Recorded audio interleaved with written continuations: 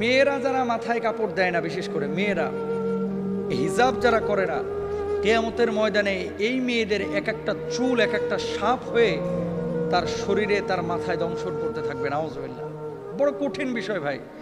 নামাজ পড়া ফরজ, রোজা করা ফরজ, হজ করা ফরজ, যাকাত দেওয়া যেমন ফরজ, পর্দা করা ছেলেদের এবং মেয়েদের তেমনই ফরজ।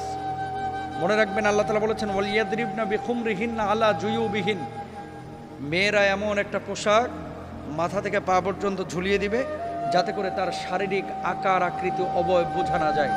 আজকে সামান্য একটু ফ্যাশন করার জন্য, নিজেকে জাহের করার জন্য, প্রেজেন্ট করার জন্য, মানুষের সামনে আমার সিল্কি চুলগুলোকে প্রকাশ করার জন্য আজকে আপনি যে পর্দার খেলাফ কাজটা করতেছেন, এই সিল্কি চুলগুলোই কিয়ামতের ময়দানে এক একটা ওই রাসেল ভাইপারের মতো আক্রমণাত্মক হয়ে যাবে। এই চুলগুলো আপনাকে মাথার উপরে দংশন করবে।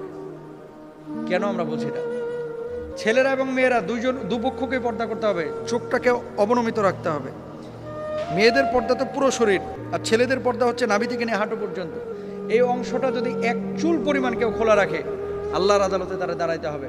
তো মেয়েরা মুখমণ্ডল, হাতের তালু, পায়ের পাতা এগুলো বাড়ির মধ্যে খোলা রাখতে পারে, আর বাইরে চেষ্টা করবে পুরো হিজাব মেনটেন করে তার সৌন্দর্য যাতে করে প্রদর্শন না হয়।